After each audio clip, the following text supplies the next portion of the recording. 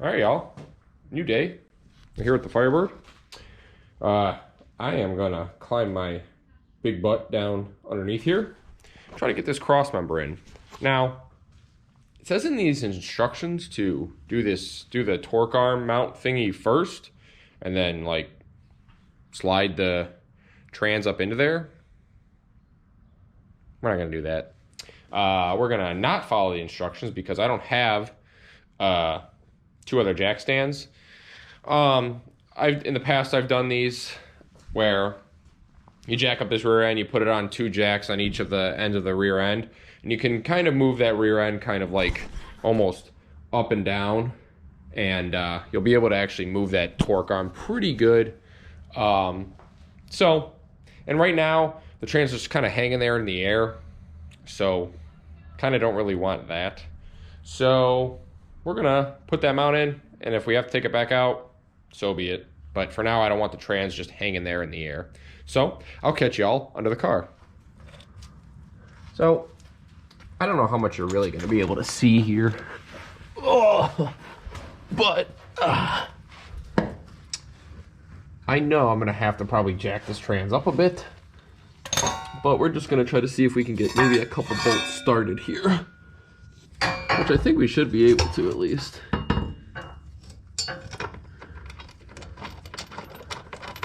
One. Kind of looks like this thing's a little like maybe in here like sideways, so I'll probably have to move it over towards like the passenger side. I don't know if you need these front. Will these work?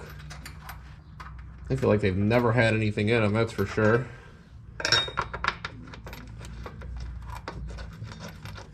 Well, that's a good thing that these threads are good. So I'm gonna try to get a jack under this thing, lift her up there, and see if we can maybe this thing has no speedo cable. That's good. See if we can jack it up and maybe lift it over to the right a bit. Alright, these are size 17, it seems like.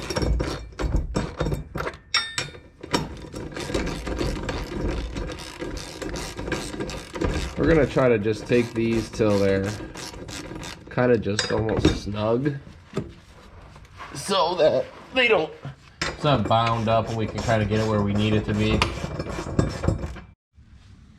Well, instead of trying to explain this under the car, so these line up pretty good, the actual pieces that mount onto the body.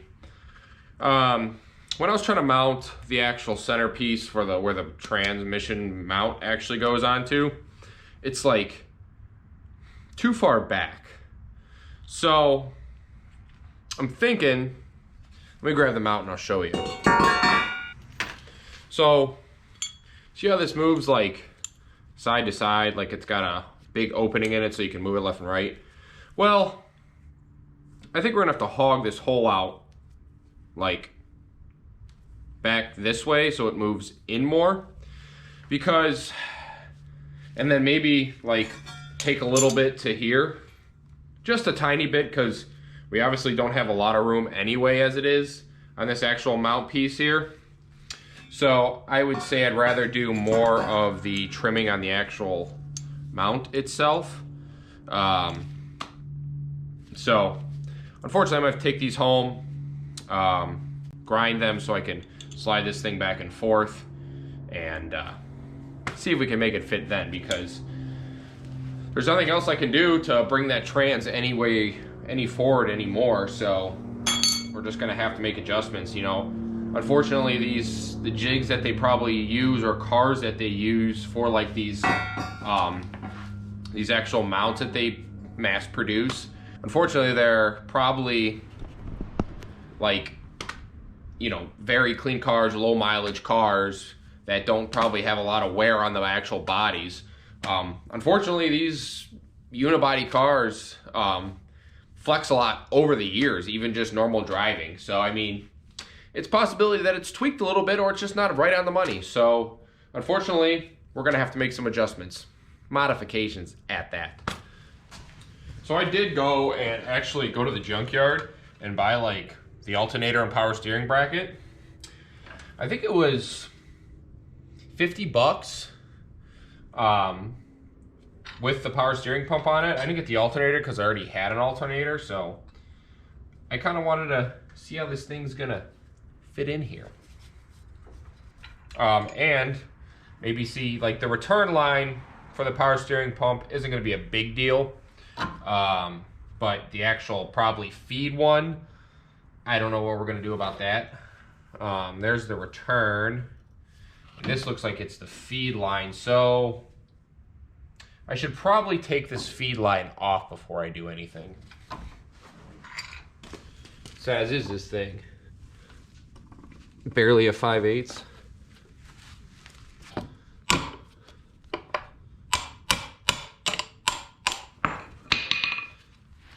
Those hammers always do pretty good at getting stuff like that.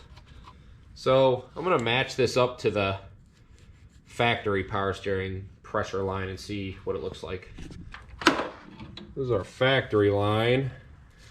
I'm gonna guess that not a lot has changed over the years. Those look about the same. So we're gonna kind of plop this thing in place and maybe we'll see if that thing bolts up to or will actually fit in there. We'll see. Oh, this thing's really seeping. Oh boy. Stay there. Please don't fall. We lost all our bolts. Alright, so our return line looks like it's a little bit kind of in the way of the actual steering shaft. So we're gonna have to kind of try to bend that guy out of the way a hair. Man, this thing's peeing everywhere. And that return line looks like it'll clear.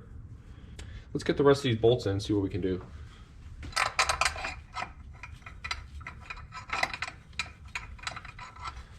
Usually if you line two up, the other ones will line up by themselves. There's one bugger all the way at the bottom here that almost tricked me at the junkyard.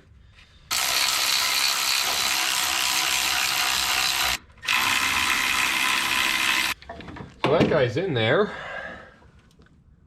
We will be able to make our return line fit. Worst case, we're gonna have to bend it over a little bit more. Now this feed line, well, we may have to make some adjustments to the actual fitting. Let me bring this up here and see if I could show you. There's this bracket on the actual power steering pump too that's kind of getting in the way. I'm gonna try to see if I can maybe take that off too. But I think if we just take this and if some way we can bend this down, angle it some more, we may be able to have this high pressure line work, which will be cool because we'll just go right in there and we'll use the truck power steering pump. All right, so we got this guy in there. We'll probably just leave it in there for now. We're gonna have to make some more adjustments on the lines and stuff. Like I said, we're gonna have to bend over that one actual high pressure line and then get this bracket off of here. But I'm leaving that in there for now. I think what I'm gonna try to do really quick is pull this evap solenoid off and see if we get it out of the way, if how close our hood is to closing. All right, this is just a 10mm bolt that holds this in.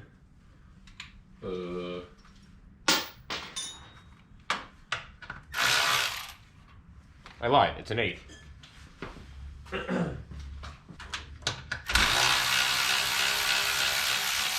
Yeah, so that's literally sticking sky high up. So I'm sure that there may be a, I'm sure there's some type of plug out there or something like that. Worst case, we can maybe make like a metal piece and put some sealer on it and bolt it down. Let's see if we can close this thing. See what kind of happens here.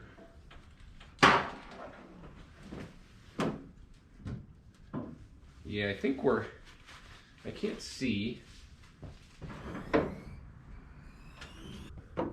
So we're actually hitting this top nipple here. And I'm gonna tell you what, let me pull this back down, maybe I can peek you in there. But you can see, if you maybe you can peek up in there. No, you can't. Let me see.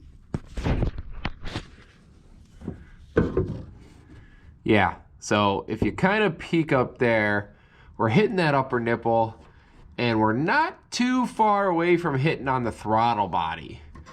But it looks like that supports kind of right there. So realistically, if we figure out for something to put in there, kind of chop that guy off, because I'm sure, I want to say that probably if you like, I'm going to cut it off to like here at least. And I'm sure that if you pop that off, it goes down in there. It's like a plug almost. I don't know. But we're also getting close to our throttle body here. But realistically, we could probably just cut a chunk out of here. Which sucks, because this is a real clean hood. But, you know, you got to do what you got to do to make stuff fit. If we had an LS1 intake, which we don't have the money for, all this stuff would fit. We wouldn't have to worry about it. The big thing about this is, you know, if you want to do a very cheap swap on these things, you're going to have to stick with the truck intake, injectors, the whole 9 yards. That is the way to do a cheap LS swap. You know, in certain terms, it's still not super cheap. As far as, you know, like I had to buy that transmission crossmember that's, you know, that was like $230. And then, you know, you got to buy certain, you know, motor mount plates, you know, the stuff adds up. But if you're like a fabricator and you can make stuff, that's going to help you make stuff super cheap. I mean, I'd have to add it up in my head on how much we're in this, but we're not too much into this as far as engine and trans when it comes to the realization of what things cost and everything. I mean, as far as actual engine and transmission, we've probably, I think I paid $250 for the transmission. I had to buy the swap rear tail shaft housing. I'm going to have to buy a swap yoke, that'll probably end up with that tail shaft housing and the yoke. Probably ends up being like, you know, $100, over $100, probably like $120. And then, you know, swap mounts, you know, you got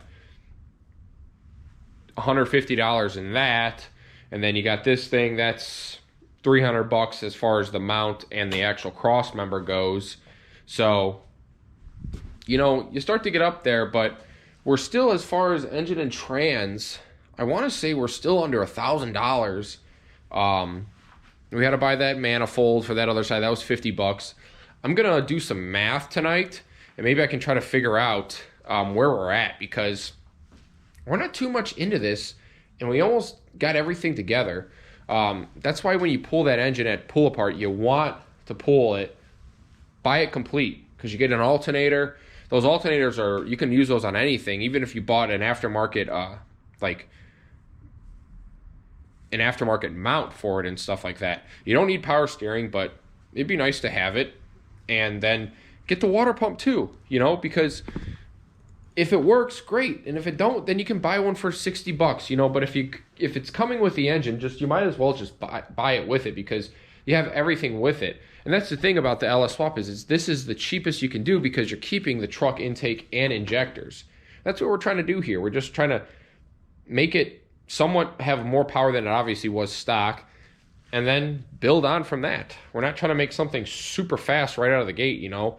I think it's more fun to start at a lower spot and then work your way up over time, because it'd be cooler to see this thing just go faster and faster and faster. But I'm blabbing here, so I'll probably come back next couple days. It'll be pretty quick for you guys. Hopefully I'll have those holes hogged out, and I guess I'll bring the mount for the actual torque arm and get that put in there too, because while we're there, we might as well do it. They're a pain in the butt to deal with. I've fought them many times, but hopefully we can get this one in there pretty good. So I'll catch you guys here soon. It's like 60 degrees out here today. for February in Northeast Ohio, I'll take it. What else is great? We finally got our freaking trans mount in here. This is my 3rd day. So the first part where you probably see me trying to put it in underneath there, that was the first day. Yesterday I came over and tried, didn't fit. 3rd day I came over and tried, or today, got it in there. Let me go take you under there and show you what's going on. So, I don't know if you can see this or not, but you see how there's like multiple holes there where those bolts are? That's kind of an adjustment for where you need it to be. So in the instructions, it says put it on the second hole from the bottom, so second up. So this guy right above these screws. I put it on the lower because in the beginning, I was putting it up at the top, as you can see where the paint's gone. Read your directions, people. I thought I knew what I was doing or what I was talking about. Obviously, I didn't. So we finally got her bolted up in there, which is great because I am freaking tired of dealing with this thing. All right, y'all. So now that we got that mount in there, what I've been wanting to do is drop this thing on the ground, see how it sits with everything mounted in there, and kind of roll it out, let it get some sunlight.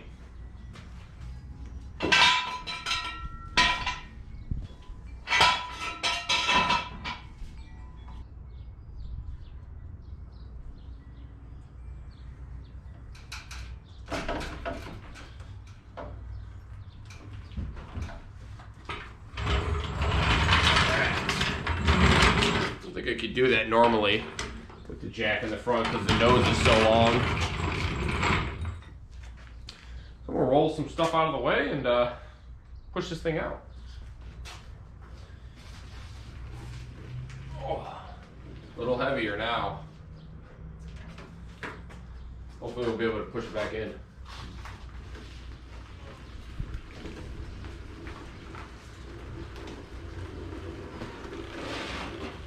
Push the red car all the time. This could be either good or bad. Oh, gonna catch the garage.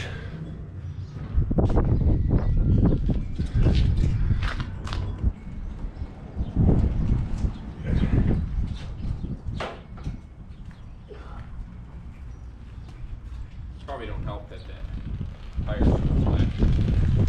Boy, this isn't good. I said what the hey, push her all the way out. I think I'll be able to get her in there. We got some floor dry going on down in there because I just laid in tranny fluid for 3 days in my hair. It's great. So, looks pretty good out here, huh? We gotta figure out something to do with this fender and door. See how they, yeah, don't match. But that's a story for another day. This side looks pretty freaking good. Not bad. Still a clean car, man. I mean, you can't beat it. Yeah, the fender and the door, but hey, and we got this little junk going on here. What we could really honestly do is like grind that, maybe fill it a little bit with some weld or something and skim it. Bondo, who knows? Filler. Anyway, so I think what I'm gonna do next here, thank God we finally got that trans mounted, dude. That thing was fighting me like a bear, but hey, it helps to double check your instructions.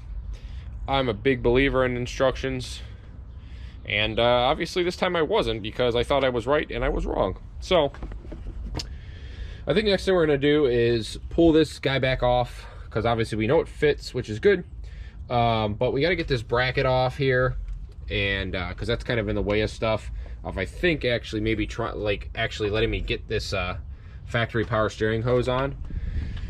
So if we can get that off, maybe we can get that hose in, and I don't know what we're gonna do next. We got to get our water pump over here, a couple other things, manifolds on, but I want to wait for the manifolds because see, the thing about this is, let me grab the flashlight and I'll kind of show you what I'm going to talk about here. These rear taillights are just growing on me, man. Sad I didn't give this thing a bath before we parked it. See, I'm trying to tell, is this side a different color than this back side? It's really hard to tell. But anyway, as I was gonna try to say was, we may have some room, I guess. We would definitely have to, unfortunately, get looks like to be a flexible dipstick, because there is not a lot of room in there. I think Jeg sells one, so they're like 70 bucks. So we'll see. I'm gonna pull this power steering pump off, get that bracket off of there, let that floor dry up, and I'll see you here in a minute. All right. We got that little bracket off, and I also bent this return hose in a little bit more so that it would hopefully fit better. I don't know.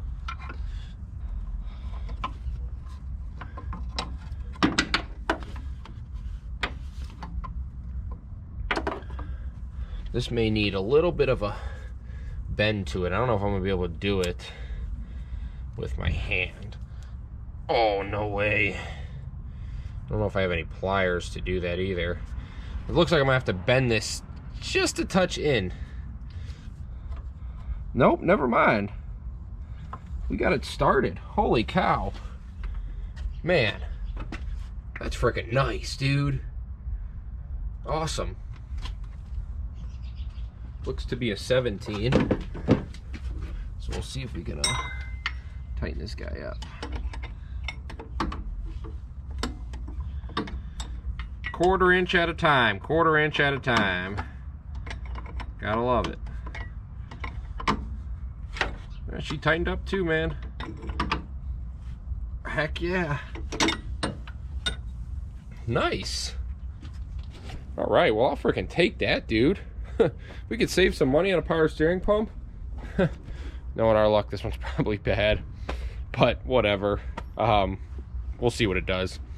Yeah, we don't have a return line yet because it looks like it's going to go from right there to right down here, so we may have to try to figure something out, but I'll take it, dude.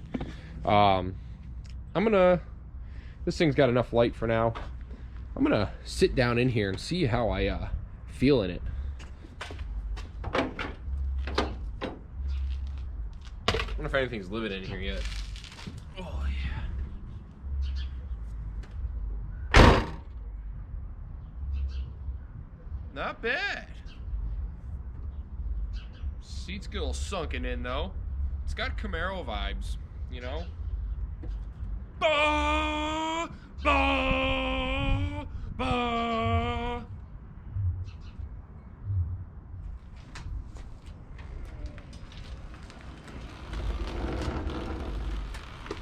Not too bad to push.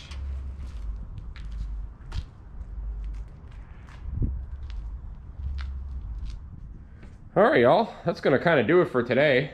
Thankfully, thank God, thank God, thank God, we got that freaking trans mount in there. Anyway, I gotta clean some stuff up, clean the floor a little bit, which is good, and I'll be back. Two things you never want to see side by side. Let me take you into the car and maybe I can show you what happened.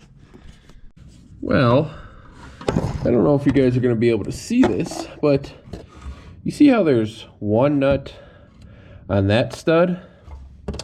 And there's not one on what seems to be that one. Well, that's because it's stripped. It was all rusty and like just gummed up. So, oh boy. My plan was obviously to my plan was obviously to just throw a tap on there and re-tap it, but I don't have a lot of room in there, as you can see. So, unfortunately, we're gonna have to pull that mount off, which is annoying. And and or try to just pull that rear cover piece off, the rear tail shaft housing, and maybe we can get a pair of vice grips on it and just get that actual stud out of there. I gotta go do some poking around down there and see what I can do. I'll show you what my end result is. Oh boy. Climb up under here. So, I actually got the rear tail shaft housing off, the mount off, which is aggravating because it's just a pain to put on. So, we got this tap on here now, and we're getting it on there. So, I'm going to keep running this thing in and see what you do. Well, I can't believe I'm saying this, but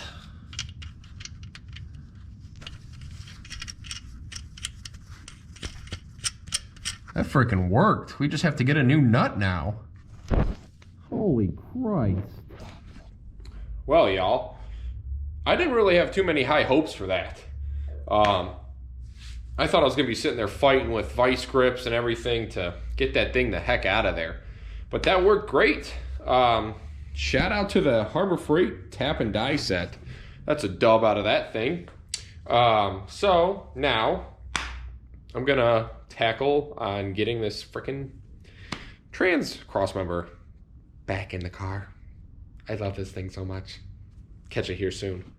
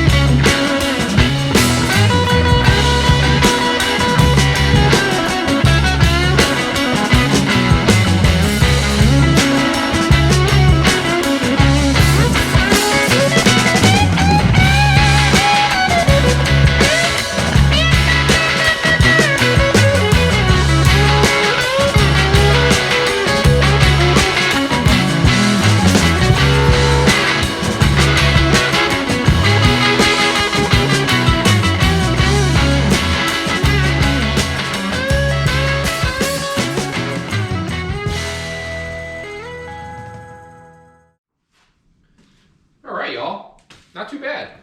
Yeah, kind of bad. But anyway, that was over a course of a week and a half or so messing with that thing. At least the transmission cross member. It really kicked my butt at one point. Unfortunately, I was reading the directions wrong. The UMI piece seems like it's a nice product. I just was reading it wrong. Now, I had to hog some of those holes out a little bit to mount or push to my mounting holes. But, you know, these mounts are probably made on very low mileage cars with little to no body flex. You know, this thing's got over 200,000 miles. Who knows how much it has flexed over time. But, unfortunately, that stud was destroyed on it. I wish I would have dealt with that when it was out of the car. Just like that dipstick tube. But that goes to show you it doesn't hurt to have a tap and die set on hand. You know, even a cheap one. That one was the cheap one. I didn't buy the big dog one, but it's just good to have at least something, you know. And it ended up helping me. So we also figured out, you know, the truck power steering pump actually will work on these cars with the actual factory feed line. I didn't even have to bend it or anything like that. I had to bend like the tube for the return line on the pump, but you know, that's no big deal. And as long as you don't bend it too much and kink it, who knows if this pump is even good, but it's good knowledge to know that these will actually fit on here. So pretty much on the list of things we have to do is we have to find a drive shaft. That's not really, you know, important at this moment, but we have to get like an adapter yoke for this because it was a bolt-in yoke before, which is like 80, 90 bucks. Like I said, not really worried about it just this moment. We gotta get the intake back on, maybe mess with, get it to be able to fit under the hood. Fuel lines, we gotta do something with fuel lines. I think I'm just gonna use the factory stuff from the back and see what kind of pressure we get out of that pump that's in this. I do have a whole thing of like stuff in a Summit Racing cart, just to adapters and stuff you will need, so you'll see that in the video when we actually tackle that. And maybe next up will be wiring, because I'd like to just get it done and over with. We don't have too much to do for that, so we'll probably maybe deal with that. I don't know. We'll see what happens in the next video. But thanks for watching. Thanks for coming. Leave a like, leave a comment. You know, we're getting close to, you know, around 600 subscribers, which is nothing crazy, but it's, you know, it's good to keep growing, and I'd like to get to that 1,000 subscriber mark. So if you're watching this and you're enjoying the content, hit that subscribe button for me. Either way, if not, thanks for coming. Thanks for watching. Take it easy.